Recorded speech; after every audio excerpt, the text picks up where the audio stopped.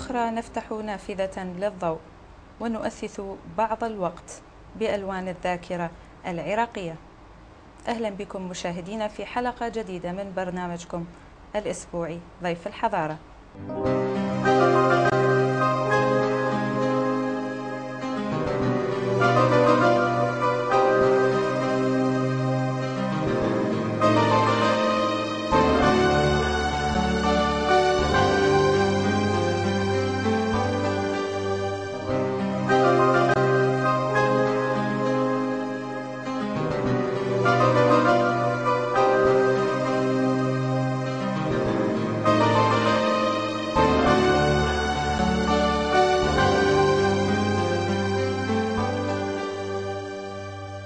شخصية عراقية معروفة ووزير سابق، أكمل دراسته في كلية الهندسة قسم هندسة النفط في سبعينيات القرن الماضي، وأكمل دراسته العليا في الولايات المتحدة سنة 91. انتخب عضوا في الجمعية الوطنية عام 2005. عمل في الكويت وفي بريطانيا، ونشر الكثير من البحوث العلمية والسياسية والاقتصادية، وصدرت له عدة مؤلفات منها النفط والسياسة في العراق الجديد. أسس جريدة سياسية يومية مستقلة. ضيفي اليوم الدكتور إبراهيم بحر العلوم. أهلا وسهلا بك دكتور. أهلا وسهلا، شرفتنا وسعدتنا بحضورك. يا هلا، حياكم الله. حياك الله. وسهلا. دكتور، بالبداية نحن نعرف حضرتك تنحدر من عائلة عراقية تركت أثر بالذاكرة العراقية. ما مدى تأثير هذه العائلة على شخصية إبراهيم بحر العلوم اليوم؟ طبيعي. بسم الله الرحمن الرحيم. شكرا لك ولمشاهدي قناة الحضارة ولكل الكادر العزيز العامل معك في إنتاج هذه الحلقات. طبيعي أنتمي وأنحدر من عائلة علمية أدبية دينية اجتماعية لها عمق في التاريخ العراقي، ولها باع طويل في تأسيس الدولة العراقية منذ العشرينات، وعرفت بمراجعها وفقهائها وأدبائها وقضاتها ومثقفيها. وترعرعت في النجف في هذه البيئة، وبالتالي لا بد لها من تأثيرات مباشرة وغير مباشرة، إن كانت الأسرة بشكل عام بإطارها العام، وإن كانت المدينة بإطارها الخاص. حضرتك من مواليد مدينة النجف، وبطبيعة الحال مدينة النجف مدينة مميزة من باقي المحافظات العراقية. لا شك. فكيف صقلت شخصيتك؟ النجف الواقع لا زلت أعتز بفترة ترعرعي في تلك المدينة في ظلال العائلة وتربية السيد الوالد. وكعائلة معروفة تمتلك ديوان يفتح يوميا وتجد فيه الجرائد الرسمية العراقية. فتحت عيني وأنا قبل 10 لربما أجد شخصيات كبيرة تأتي لها الديوان، سياسية من بغداد، أدباء النجف، عشائر النجف، الوجوه المجتمعية. فتجدين ملتقى ثقافي طبيعي كنت لا أعيه في تلك المرحلة، ولكن كان يؤثر في مخزوني الثقافي. وكذلك النجف مدينة تتلاقح فيها الثقافات فتنتج الثقافة. جميل. فتجدين الكثير من الذين ترعرعوا في تلك المدينة كان نتاج ثقافتهم متعدد متنوع، لم ينحصر في ضوء واحد. كون أنه النجف يعني محط إقبال من جميع الدول تقريبا. بالفعل بفضل الحوزة العلمية والجامعة التي تضرب أطنابها في التاريخ قرابة 1000 عام. تمام. وتستقبل عشرات أو بل مئات من الطلبة من مختلف أنحاء العالم وخاصة من البلاد العربية. لذلك حتى مواسمنا الثقافية أنا لا زلت أتذكر وأنا في الستينات من العمر مواسم جمعية الثقافة، جمعية الرابطة الثقافية، جمعية الرابطة الأدبية في النجف. في أي سنة تقريبا؟ بدأت أعي حركة الاحتفالات والمواسم منذ بداية الستينات. الحركة الأولية كنت أعيها في احتفالات النجف التي كانت تعتبر المنبر السياسي للنجف في احتفالات بميلاد الإمام الحسين. منبر سياسي للمعارضة العراقية أو منبر سياسي يعبر عن رؤية المرجعية الدينية في تلك الفترة. فكنت أعي تلك الفترة عندما تزين المدينة في تلك الليلة أو الليالي وتكون محط استقطاب الزائرين من كافة المحافظات. جميل. ويكون حضور جماهيري رائع كبير سياسي وثقافي وأكاديمي، وبالتالي كان وجه المعارضة أو وجه الرؤية السياسية التي تبناها النجف في مجمل الوضع السياسي القائم. أتذكر ذلك. يعني بالتالي عفوا دكتور، يعني أنت بداية خطواتك الأولى وأنت وعيت بهكذا مجتمع، فيعني لا إراديا طلعت أنت تحمل نوع وكم هائل من الثقافة والعلم والعطاء. أنا لا أدعي كم هائل من الثقافة، ولكن بشهادة الجميع مخزون متواضع لا يرقى إلى أن يصبح كما هائلا. نتمنى إن شاء الله أن نكون على خطى الآخرين. لكن ما أود أن أقوله لك، هذه النجف كانت تعج بمجموعة من الشعراء، من الأدباء. نعم. مثلا لا زلت أتذكر حميد المطبعي ومجلته، مجلة الرابطة الأدبية، مواسم الرابطة عندما يحتدم الشعراء صالح الجعفري، محمود الحبوبي، هادي محي الخفاجي، مصطفى جمال الدين، صادق القاموسي، صالح الظالمي، هؤلاء الجيلين، جيل القديم وجيل الجديد. وأنا لا زلت في مقتبل العمر. هذا الصراع الشعري عندما يأتون إلى في 65 في 64 في 66. نعم. لربما أول موسم ثقافي للرابطة الأدبية التي تعتبر الجمعية الأولى، أول جمعية أسست في العراق هي كانت في النجف، جمعية منتدى النشر وجمعية الرابطة الأدبية. جميل. وأخذت على عاتقها جمعية الرابطة الأدبية الجهد الأدبي والعلمي، وأخذت جمعية منتدى النشر الجهد التثقيفي والأكاديمي. فأنا خريج الجمعيتين، ترعرت في مدارس منتدى النشر التي أنشأها سماحة المجدد الكبير الشيخ محمد المظفر، وكذلك ترعرت في جمعية الرابطة الأدبية باعتبار عميدها شيخ الخطباء الشيخ محمد علي يعقوبي، وترأس عمادتها في الستينيات سماحة السيد بحر العلوم. فخضنا في المجالين، في هذين المجالين. فلذلك بدأت وفتحت النجف، لا زلت مدينة الأضداد، لذلك فتحت على ثقافات مختلفة. قرأت الكثير من الكتب، من القصص. تنشأ وأنت في بيتك مكتبة كبيرة، مكتبة البيت كبيرة، تعج بالدواوين، تعج بكتب ترجع الأدب. هذه لاهتمامات العائلة. أحسنت. يعني وكنت أحس بعض الأحيان بالكآبة. نعم. عندما تضيق بنا السبل ويطلب مني الوالد نقل المكتبة وحملها إلى المزاد العلني لبيعها، وهكذا تتكرر عندما تشتد الأحوال الاقتصادية. لذلك عشت مع الكتاب. قرأت وأنا لربما في المتوسطة كافة روايات جورج زيدان، التاريخ. قرأت يوسف السباعي، نجيب. تأثرت بمحمد عبد الحليم عبد الله الكاتب المصري، ولكن قرأت في الجانب الثاني كتب خالد محمد خالد وسيد قطب. إذن متضادات.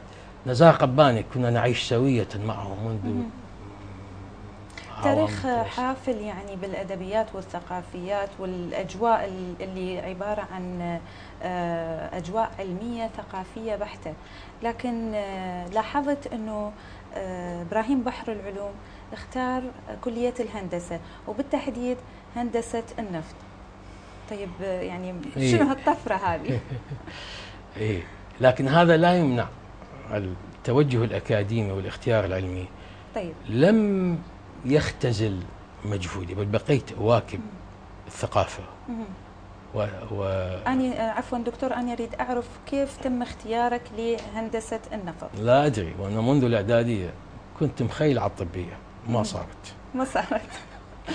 فحينئذ تعرفين قبول مركزي، تمام. فمعدلي كان أيضا عالي وقبلت في كلية الهندسة، وكان نفطي يستهويني باعتبار هندسة النفط والعراق بلد نفطي، وكثير من الأخوة الذين اتصلت بهم في تلك المرحلة يقولون أني ها هنا مستقبل جيد، فدخلت في البداية ولكن عشقته وبقيت معه. حبيت مجال دراستك. وأيضا بعد تخرجي عملت في الحياة العملية كمهندس نفط، ومن ثم واكبت استكمال دراستي في الولايات المتحدة. طيب دكتور، يعني القفزة من العراق مباشرة إلى الولايات المتحدة لإكمال مسيرتك مرت بمراحل. مريت بمراحل قبلها بالنسبة للدراسة دكتور؟ بالدراسة نعم. أعتقد هناك فجوة قرابة 6 سنوات قضيتها أعمل كمهندس في الكويت، وبعد ذلك حضرتك عملت بالكويت قبل ما تاخذ الدكتوراه؟ قبل ما أخذ دكتوراه. نعم. وفي 81 نتيجة الضغوطات المتزايدة من قبل أزلام صدام علينا وعلى ظروف البلد السياسية. ظروف البلد السياسية اضطرتني إلى ترك الكويت، فتوجهت في حينها إلى الولايات المتحدة لإكمال دراستي، وأيضا كانت تجربة لذيذة جدا. قضيت 10 سنوات في الولايات المتحدة. في الوقت 10 سنوات على ما أخذت الدكتوراه؟ بل ماجستير ودكتوراه. الماجستير والدكتوراه. نعم. أي طيب، مو سهل العملية. أكيد. ولكن الحمد لله تميزت بمثابرة وجد وكفاح، وأنا أشكر زوجتي وأولادي الذي كانوا ورائي يدفعونني دفعا. كنت متزوج في وقتها؟ تزوجت في الكويت. تزوجت في الكويت في سنة 78 ورزقت بأول مولود في 79 هديل. الآن لدي أحفاد 5. ما شاء الله. كبرت العيال كبر. ما شاء الله. على كل حال، لكن في هذه المرحلة لم أترك الاهتمام السياسي والعمل ضمن إطار المعارضة السياسي.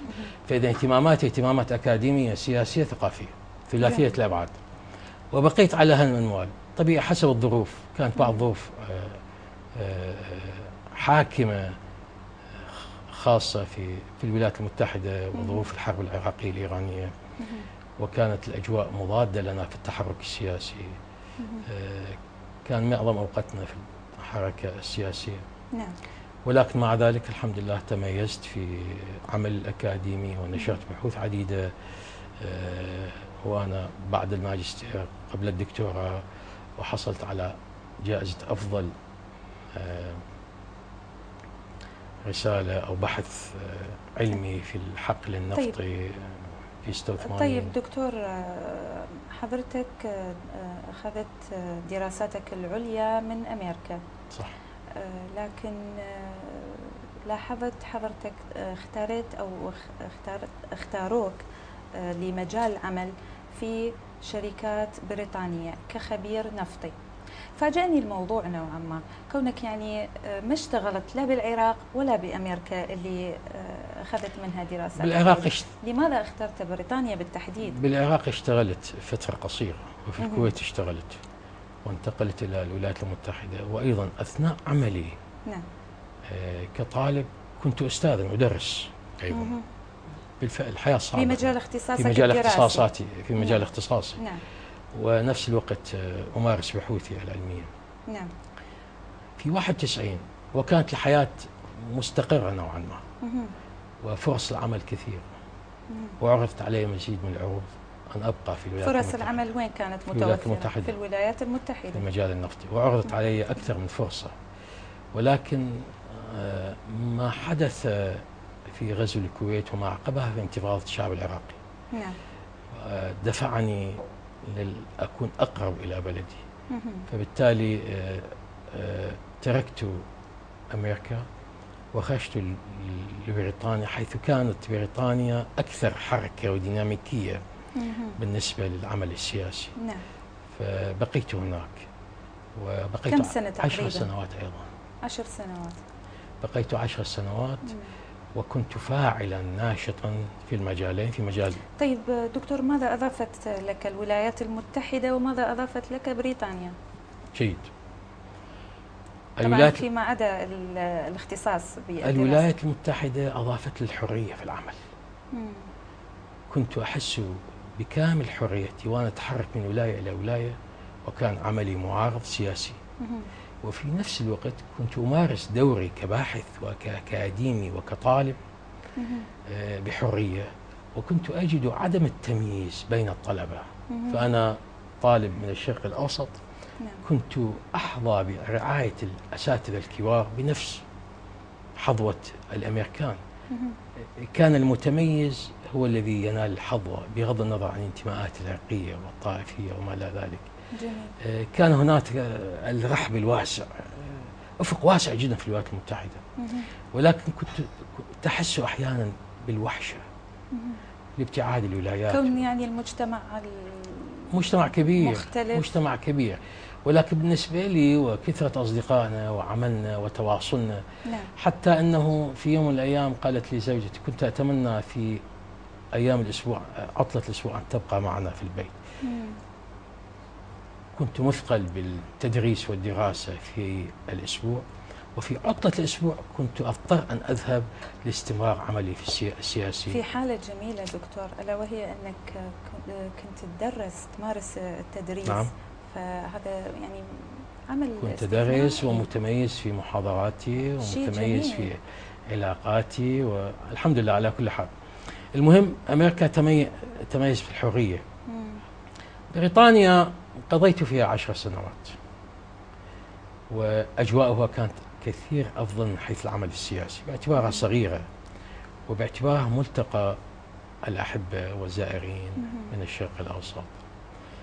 وتوليت مسؤوليات كثيرة، نعم، ثقافية وسياسية. وكان هناك مركز جالية عراقية في لندن، لربما أسس في 81 أو 82، مركز أهل البيت الإسلامي في جنوب لندن. كانت معظم لقاءاتنا تكون في يوم الأحد، نلتقي بالجالية، لكن معظم المحاضرات والتركيز أطرها وآفاقها سياسية وثقافية. لكن دعمت المدارس التي تدرس العربية لأطفال الجالية حينذاك، كان لي باع في ذلك، وكثير من فعاليات الجالية التي كنا نشترك فيها. وأيضا دعمت حركة حوار الأديان وحركة السلام بين الأديان. نعم. فكانت هذه حركة سنوية في التسعينات انبثقت لتمثل التسامح بين الأديان. كنا منفتحين على كافة الجالية العراقية بكافة مشاربها مع الفنانين. لربما من أجمل الفعاليات اللي قمت بها، نعم، هو أول في الذكرى الانتفاضة الأولى في لندن، مهرجان الانتفاضة العراقية، والذي استمر لمدة 3 أيام في لندن في إحدى القاعات الكبيرة. وكان أول عمل هو جمعت الفنانين العراقيين لعرض منتوجهم الفني. يعني كنت مهتم أيضا بالفن والثقافة إضافة إلى العمل السياسي. فكانت ليلة أمسية شعرية رائعة شارك بها رموز الشعراء العراقيين، وفي مقدمتهم المرحوم الشاعر سيد مصطفى جمال الدين الذي غنى لأول مرة قصيدته رفحاء، الذي فيه يناجي حفيده الذي ولد على أرض رفحاء بعد انتفاضة العراق. وفي نفس الوقت كنا نحاول أن ننطلق نحو المنظومة الدولية وطرح المنظومة العراقية والتواصل مع الأكاديميين ومع مراكز البحوث، وكذلك مع مراكز البحوث العربية. واستمرت مسيرة حافلة دكتور. ولكن مع ذلك كان عملي الأكاديمي مستمر من صباحا. كنت أخرج صباحا من الساعة 6 صباحا من لندن، وأنا أسوق أكثر من ساعة حتى أصل إلى موقع عملي، وأعود مساء الساعة 6 ولأستمر في عمل ثاني سياسي. طيب دكتور، هاي السنين اللي عشتها، سنين الغربة اللي 10 سنوات بأمريكا و10 سنوات ببريطانيا، في منها 5 سنوات قضيتها في الكويت. 25 10 5 صار المجموع كامل. أنا أريد ال5 سنوات اللي عملت بيها بالكويت. كانت قبل ذهابك إلى قبل حتى ما تنال الماجستير والدكتوراه. طيب تحدث لنا عن هذه الفترة ولو بشكل كان جيدة أيضا ثقافية، متميزة ثقافية. والواقع بالرغم شنو من كان دكتور اختصاص عملك؟ اختصاصي هندسة عملك؟ نفط، مهندس نفط باختصاصك عملك؟ باختصاصي، ولكن ما يميزني عصرا وهو كان لي نوع من الرغبة في الكتاب واهتمام بنشره، وكذلك مع دور النشر وتكثيف جهدي في تلك المرحلة. وبدأت صحيح في تلك الفترة بدأت بتأليف بعض الكتب. جميل. لربما أول كتاب بالكويت أول كتاب صدر لي، أنا تأثرت بأسلوب السيد الوالد في كتابة التاريخ. نعم. السيد الوالد منذ الستينيات بدأ يصوغ التاريخ الإسلامي من خلال صياغة قصصية، فتأثرت به، حاولت أن أنهج نفس النهج. حلو. فأصدرت سلسلة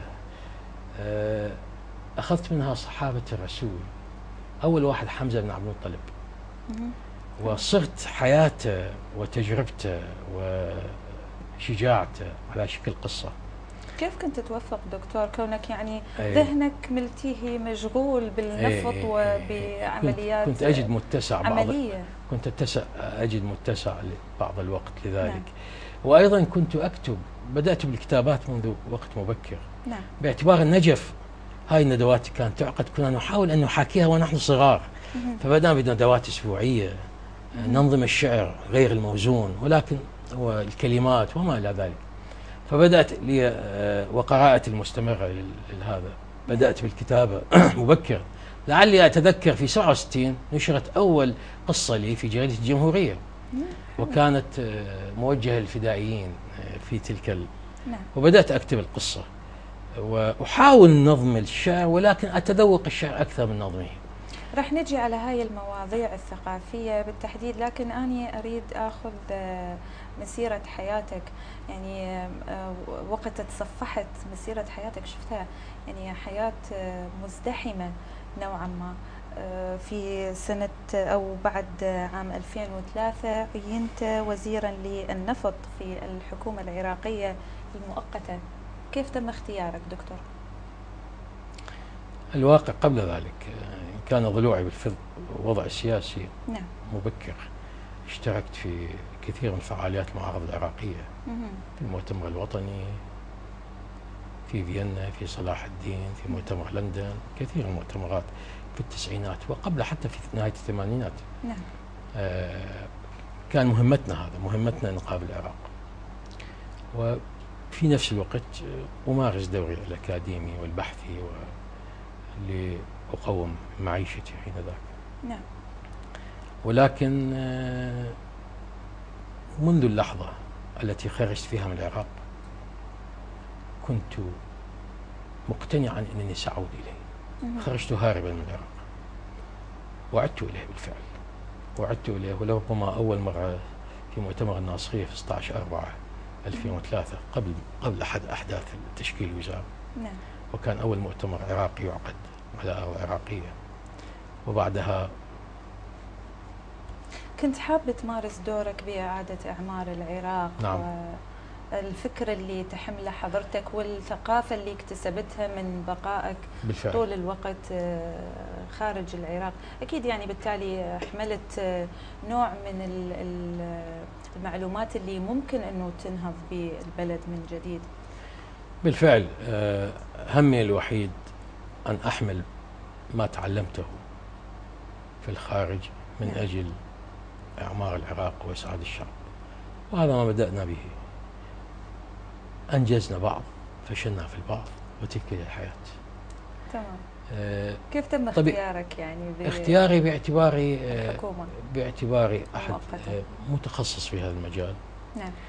لي خبرة قرابة ربع قرن، وأحمل جنبتين، جنبة تكنوقراطية وجنبة سياسية. فأعرف الرحم السياسي وتفاصيله، وفي نفس الوقت لي إمكانية لمزاولة عملي وخبرتي في الولايات المتحدة، في بريطانيا، في الكويت. كان اختيارهم دقيق لحضرتك في ذاك الوقت؟ أعتقد الذي يحكم على صحتها وعدمه هو يجب أن تسألي الغير، لكن في قناعتي هناك بعض الإنجاز بتواضع، أتحسس بصماته من الناس اليوم. تمام. مثل ما تحسست أني عندما سألت عنك. وهذه في الدورة الأولى في دورة مجلس الحكم. نعم. التي استمرت قرابة من الشهر التاسع 2003 إلى الشهر الخامس 2004. نعم. وبعدين ومن ثم المرة الثانية، والمرة الثانية تم استئجاري في حكومة السيد الجعفري أيضا. نعم. لمدة من الشهر الخامس حتى شهر 12. وكانت فترة يعني تعتبر قليلة قصيرة وقصيرة، لكن أنا سعيد بها جدا لأنه هناك بصمات ويشهد لك بها. لكن فوجئنا بوقتها بتصريحك أنك قررت الاستقالة من منصبك حتى تخفف عن عبء المواطن نتيجة ممارسات. أعتقد هذه المفارقة، أعتقد الغرض هو أنا حابة تشرح لي هذه المفارقة، كيف حضرتك يعني حبيت تساعد الشعب العراقي أو الطبقة الفقيرة؟ أنا أقول هناك كثير من العبء أثقل به كاهل الشعب العراقي طوال عقد التسعينات وخاصة الحصار. كانت تطلع الشعب العراقي إلى حكومة مجلس الحكم والحكومات المتعاقبة. نعم. إلى إنجازات الأمريكان، وهناك رؤية خارجية وصندوق النقد الدولي كانت ترى بأن المشتقات النفطية رخيصة الثمن وبالتالي عرضة للتهريب الخارجي، فمن أجل حد من التهريب هو زيادة أسعارها. المبدأ صحيح، اختلفنا في الآلية. هم اقترحوا أن تزاد الآلية ب10 أضعاف، مثلا 50 دينار كان اللتر تعال تسوي 500. أنا رفضت هذه الآلية، قلت له هذه الآلية ستؤثر على الشعب وخاصة الطبقة الفقيرة، وحاولت تغيير المسار بعرض آليات تدريجية بدل ما أن نطرحها لمرة واحدة نطرحها لسنتين ل3 أعوام تمتص. فرفضت في وقت صندوق النقد الدولي باعتبار الدعم الحكومي مكلف. وعندما اختلفنا قلت لهم انسحبت، أقدم استقالتي ببساطة، وأعلنت وقبل أن أعلم السيد رئيس الوزراء. نعم. أعلنتها بشكل مباشر في مؤتمر صحفي في أعتقد في يوم 18/12/2005، وبعدها قدمتها بشكل أساسي في 28/12/2005، وقبلت في 21/1/2006. وكوني على ثقة أعتبرها من أكبر إنجاز لأنه أسست لثقافة الاستقالة. جميل. وكنت سعيد، يعني ما تمسكت بمنصبك إطلاقا، ولم أتوقف عن العمل منذ تلك اللحظة إلى هذه اللحظة. أعمل وكأني مسؤول في بناء هذه الدولة. نعم. أساهم في النشاط المختلفة، وأساهم في العمل السياسي، في العمل الأكاديمي، أسسنا مشاريع كثيرة، أبقى فرد. بس الحالة ما تكررت عندنا دكتور، يعني حالة الاستقالة بعد ما استقالت حضرتك ما تكررت عندنا مرة ثانية. يعني أنت الشخصية الوحيدة السياسية. أنا لي فلسفة لربما هاي من ثقافتي أو على كل حال. أتصور أن هذا الموقع وهذا الكرسي نعم. هو تكليف وليس تشريف. نعم. فالوقت الذي تتمكن من خلاله تأدية الواجب فبها ونعمت. واللحظة التي ترى أن هذا سيصبح معيق أمام طموحاتك من أجل خدمة الوطن تنحى عنه واتركه لغيرك، لربما يكون أفضل في أدائه. وعندما تتنقل من موقع إلى موقع كن واثقا في نفسك أنك معطاء وتكتسب الاحترام والمحبة لدى الناس. هذا ما صار بالتحديد وياك دكتور بالفعل. عندما استقلت من منصبك وزير للنفط ودخلت في أو انتخبت في مجال العمل السياسي كبرلماني، فماذا عكست تجربتك؟ قبل البرلماني لربما كثير من المشاريع خضتها منظمات مجتمع مدني، استشارات حكومية، كشخص أمارس العمل السياسي وأرفد الدولة بآرائي. أنا أتكلم بالتحديد عن 2005. 2005 ماذا؟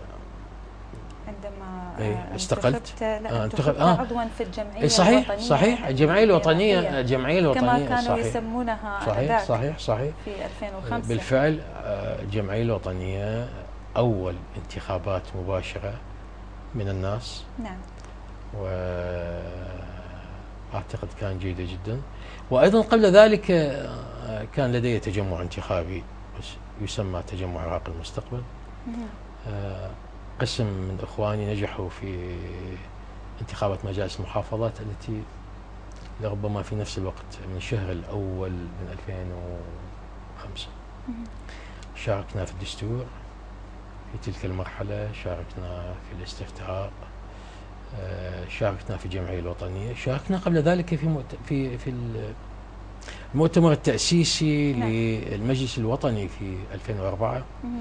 مشاركات مستمرة. طيب دكتور، هذا التنقل ما بين الحكومة التنفيذية والحكومة التشريعية بالتالي يعني أكيد يضيف لحضرتك نوع أدق من التعامل. بالفعل. ماذا أضاف أنا في تصوري أميل البقاء في المجال التشريعي. صحيح قد يجده البعض فيه نوع من الفوضى، ولكنه أجد فيه الأمل الكبير. وخلال هذا الشهرين المتتاليين مثل الطالب يطلع المدرسة الصبح مستمر وأنهي دوامي وسعيد جدا، وأمارس دوري ونقاشاتي ومداخلاتي، ودور جيد. أنا لا زال لجان، أهم شيء في المجال التشريعي هو اللجان. تم تشكيل اللجان يوم أمس. نعم. ولربما تعمل منذ الأسبوع القادم. اختارت لجنة النفط والغاز والطاقة باعتبار هذا اختصاصي. تمام. هم طلبوا اختيارات 4، خليت الاختيار الثاني الخارجية والاختيار الثالث التعليم. أراويك أنه الفرشة واسعة، ولكن تم اختياري للجنة الطاقة، وأنا سعيد إن بقيت في البرلمان، سأمارس دوري من خلال هذه اللجنة. وسأسعى إلى تحقيق ما عجز عنه الآخرون في السنوات الأربع الماضية. إن شاء الله صحة وعافية دكتور. طيب بعيدا عن مجال عملك الوزاري وعملك النيابي، أسست حضرتك جريدة يومية سياسية مستقلة. صحيح. ما كان مغزى أو المغزى من تأسيس الجريدة؟ صحيح. اليوم تأسست في 2004. نعم. ولا زالت والحمد لله أطفأ شمعتها التاسعة، ونحن في انتظار أن تطفئ شمعتها العاشرة. وجيد جريدة يومية سياسية مستقلة أن تبقى حية لمدة 10 سنوات متتالية، أنا أعتبرها انتصار. مارست بها دكتور العمل بصورة مباشرة؟ بشكل مباشر، بافتتاحيات، بتوجيهات، بطلب من اليوم تعتبر من الصحف النخبوية. جميل. باعتبارها استقطبت الكثير من تقنقات الكتابة، ومستقلة لا ترتبط بجهة معينة، وبالتالي تعبر عن رؤيتها بكل شفافية، ولكن ضمن الضوابط الأخلاقية الموجودة. ألا تلاحظ أنه في عندك ميول بمجال العمل الإعلامي؟ نحو يعني حضرتك من العمل الوزاري والسياسي. لا شك لأنه كثير من الأحيان أوجه القضية نحو المسألة النفطية أو كذا باعتبار تأثيراتها. الميل السياسي أحاول أن أشجع كل خطوة يخطيها أي سياسي إذا كانت مفيدة، وأمتدحه، وأعاتب الآخرين الذين يقومون بخطوات قد تبدو غير موفقة لي، ولكن في بحبوحة العمل الحزبي اليوم ضجت الساحة بجرائد، وذلك 2004. جرائد وصحف للتيارات السياسية، أما الصوت المستقل هو المظلوم، ولا زال مظلوما. تمام. لا زال مظلوما. تكتب بالجريدة؟ أكتب افتتاحيات، كنت مستمر أحيانا. مقالات يعني؟ لا، افتتاحية الجريدة بس بالافتتاحيات؟ افتتاحية، وأكتب مقالات مقالات حقيقة عمودية سياسية ولا اقتصادية؟ لا، اقتصادية، سياسية، ثقافية. بعض الأحيان تؤخذ من النشاطات اللي نقوم بها ونشترك فيها في مؤتمرات، في فعاليات، ولكن أحاول على الأقل أسبوعيا أن يكون لي مقال افتتاحي، وأن يكون لي يعني في عندك ميول ملحوظ للعمل الإعلامي دكتور؟ يعني هو بفعل السياسة، فعل التلفزيونات، فعل المشاكل. جميل. لكن لا أريد أن أيضا أن أبقى بعيدا عمل البحث والكتابة إن كان في اختصاصي. يعني أعتقد المشروع الذي أنهيته كنت انشغلت فيه طوال الأشهر الستة الماضية، نصف قرن من الريادة الأدبية. بحث علمي؟ هو ليس بحثا، هو إعداد. جمعية الرابطة الأدبية احتفلت بمرور نصف قرن. نعم. على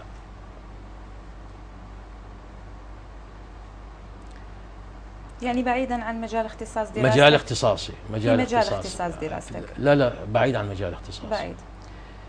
انشغلت في إعدادها بالكتاب، وكتابة مقدمة جميلة عن نصف قرن من الريادة الأدبية لهذه الجمعية التي تأثرت بها منذ طفولتي. وكانت المقدمة رائعة بشهادة الكثير، والآن الكتاب تحت الطبع لربما سيصدر. طيب دكتور، البحوث العلمية اللي ما أحكي عن البحوث العلمية؟ أوكي. أنت تقولين الثقافة. الثقافية أكيد، والعلمية أكيد. البحوث العلمية تختلف. هناك بحوث علمية فنية. يعني أنا اختصاصي في زيادة الاستخلاص النفطي من المكامن النفطية، هذا اختصاصي الأساسي. وين قمت بنشرها دكتور؟ في مجلات عالمية كبرى. طيب في تقديمها في مؤتمرات عالمية. تم تطبيقها على أرض الواقع بالعراق؟ بالفعل. بالعراق؟ بالعراق بالتحديد. لا. كون احنا بلد نفطي. طبقت في الولايات المتحدة. طبقت في الولايات المتحدة، وكانت تطبيقاتها هي الحقيقة تجارب مختبرية قمت بها. نعم. لضخ النيتروجين وثاني أكسيد الكربون إلى مكامن نفطية، ونشوف حركة تفاعل الغاز. نعم. أو السائل مع النفط، وكيفية زيادة استخلاصه، ونراقب العملية بالكاميرات وكذا وتفاصيل. جميل. طيب لماذا يعني تطبقت فقط في أمريكا، مع العلم أنه أنت عراقي؟ يعني لا لم تستخدم الآلية؟ إن شاء الله نستخدم. بغير ذلك أنا الحقيقة هذه تجارب مختبرية مرت بها وأنا في الثمانينات، لكن تطور عملي في بحوثي في محاكاة والتنبؤ بسلوك المكامن النفطية. من أحد وأعقد العلوم في هندسة المكامن، وكيف تتنبئين بسلوك هذا المكمن وهو في بداية إنتاجه، كيف يمكن أن تطوريه بالشكل الصحيح. فالموديل الجيولوجي والموديل الهندسي وخبرة كمبيوترية ومشاكل كثيرة، بحيث نتمكن أن ننصح مالك الحقل أو الشركة التي يتبع كيف يمكن أن تطور هذا الحقل طوال 25 سنة القادمة. ما هي الإمكانية؟ أين تحفر؟ أين تنتج؟ ما هي المكامن؟ ما هي وتائر الإنتاج؟ وهكذا تفاصيل. أنا كان هذا اختصاصي، وبالفعل قمت بدورات متعددة في بريطانيا في هذا، ونشرت بحوث، وقمت بتقديم كورسات مفصلة. حصلت على براءة اختراع على بحوثك مثلا؟ براءة اختراع حصلنا على واحدة مشتركة، كنا مع أخ من إخواني من الجزائر. جميل. وشخص آخر من إندونيسيا.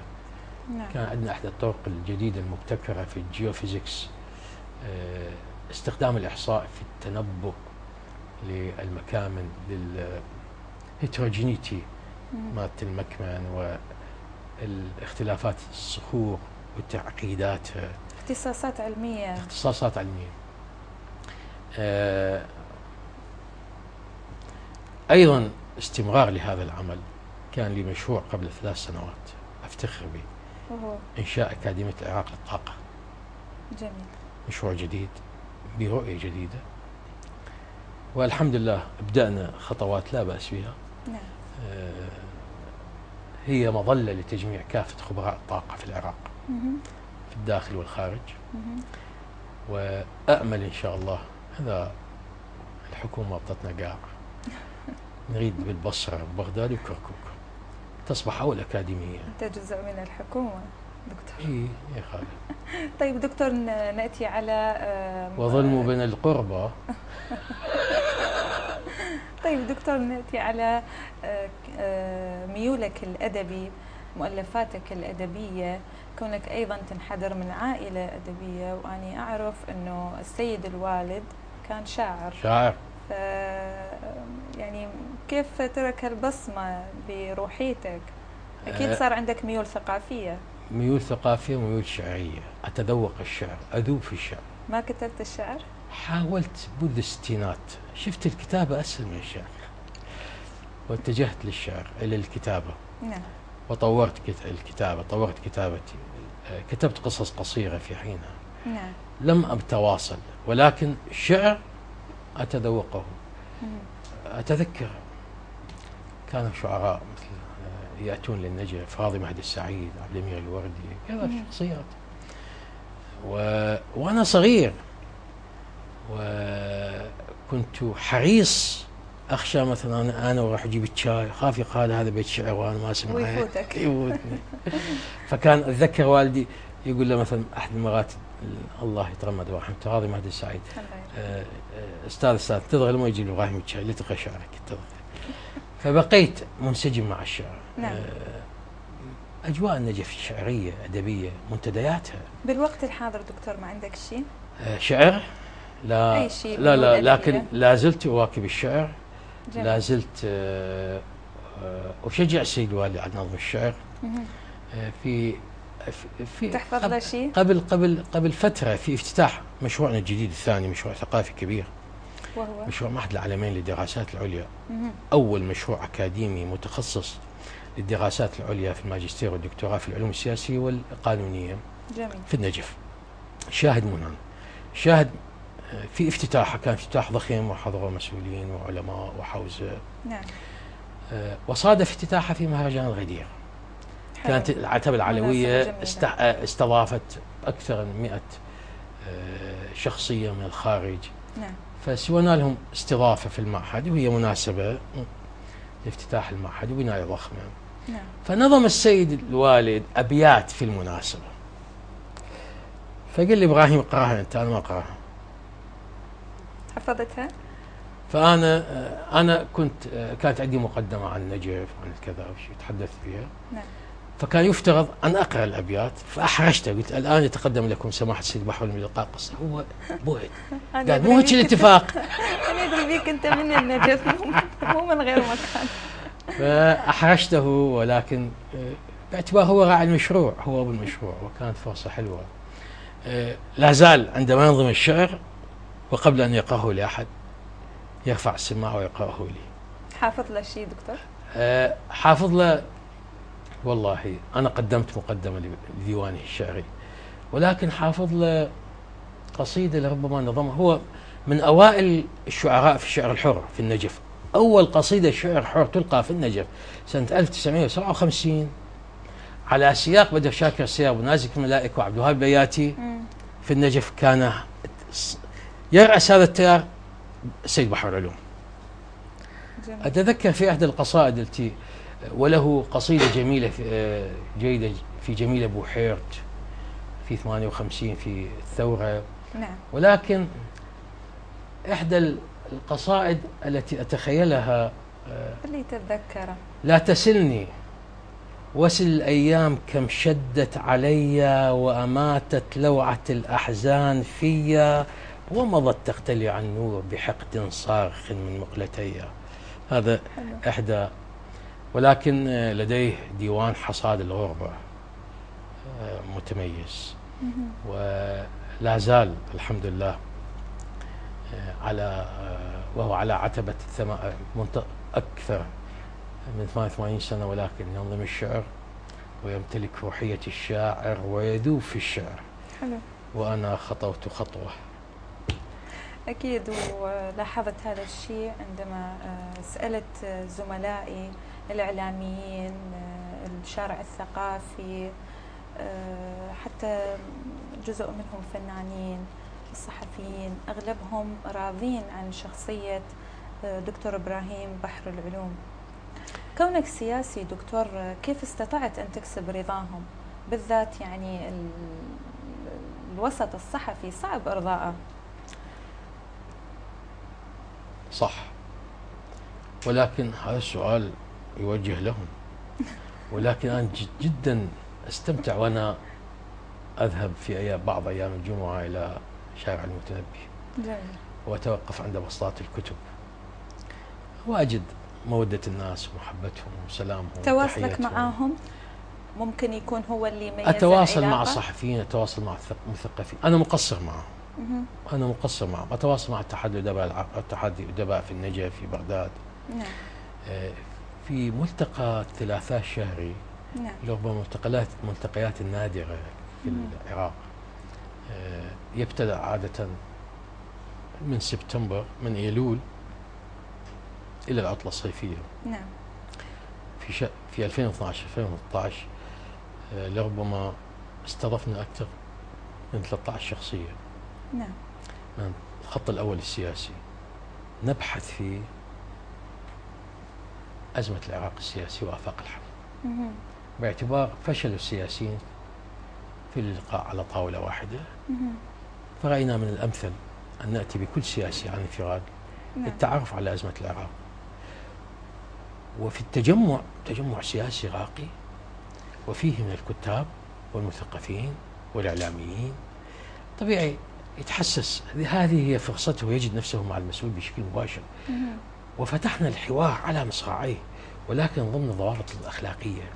فكان حوار يستمر لمدة ساعتين مع شخصيات، المطلق والأديب والجعفري والشلبي وفلان فلتان نجيفي وهكذا.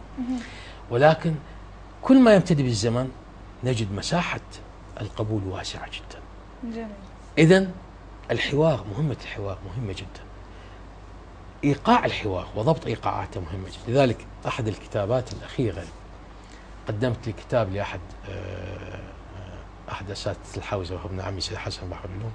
كتب في الحوار تأصيل في فكرة الحوار، فطلب مني أن أقدم لهذا الكتاب، فقدمت له مقدمة جيدة وصدر الكتاب قبل فترة. مثلا من مشاريع العام الماضي أنهيتها بمناسبة مرور نصف قرن على رحيل الشاعر الشيخ الشبيبي محمد رضا الشبيبي زعيم العراقي.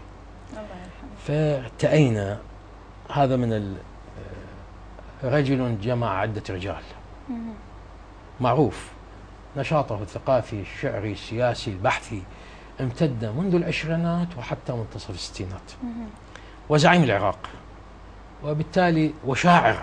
نعم. ورائد الحركة الشعرية، الشعر العراقي الحديث. فارتأينا أن نجمع الشعر. طبع ديوانه في 1939 الطبعة الأولى، وطبع في مصر، ولكن لم يتم جمع ديوانه. هو ليس مكثرا في الشعر. نعم. أكثر شعره انقطع عن الشعر في الأربعينات وبدأ منذ منتصف الستينات. نعم. بدأ بالنظم بعد وفاة زوجته ونظم فيها 40 قصيدة. فأثرنا جمع هذه الديوان وطلب مني أن أقدم له مقدمة، فقدمت دراسة للشيخ الشبيبي كشاعر كباحث كسياسي. معناتها احنا نقول عنك أديب وبرحابة صدر، يعني لا تعطيني ألقاب، تهبيني ألقاب. تشهد لك المقدمة خطوات متواضعة في هالمجال، مشاركة. المهم هذا إن شاء الله على احتمال أن يصدر قريبا إن شاء الله. لدي مساهمات متواضعة في هالمجالات يعني. طيب بالمقابل حضرتك راضي عن الوسط الإعلامي؟ لا، بما أنهم راضين عنك. لا، ما تتحدثي لي عن شخوصات أنا أعتز بهم. نعم. لا، احنا نتكلم بصورة عامة كمؤسسات إعلامية في البلد. لا. طيب شو هو المطلوب من المؤسسات الإعلامية العراقية؟ أنا أعتقد لا زالت الدولة مقصرة في حق إعلاميها ومثقفيها. الدولة مقصرة. طيب ما المطلوب من المؤسسات الإعلامية؟ أعتقد أن تحظى أن تكون رائدة في احتضان هؤلاء. أنا أفرح كثير من الأحيان عندما أشوف هناك شخوصات إعلامية عراقية ولكنها متناثرة في فضائيات عربية، هذا جيد جيد، ولكن لماذا لم أتمكن من احتضانها في مؤسساتنا العراقية وتوفير وسائل العيش لها؟ أليس ذلك ممكن؟ أكيد. يعني الكتاب الباحثين العراقيين لم يجدوا حتى الآن الرعاية الكافية أن تحتضنهم الدولة وتجد لهم رواتب وتقاعدية. تعالوا يا أخوان، هم كم واحد؟ إيش قد عددهم؟ 2000 3000؟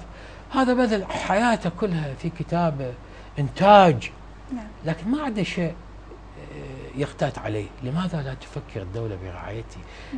لماذا لا نكون مثل مصر وباقي الدول عندما ترعى مثقفيها كتابها وأدبائها؟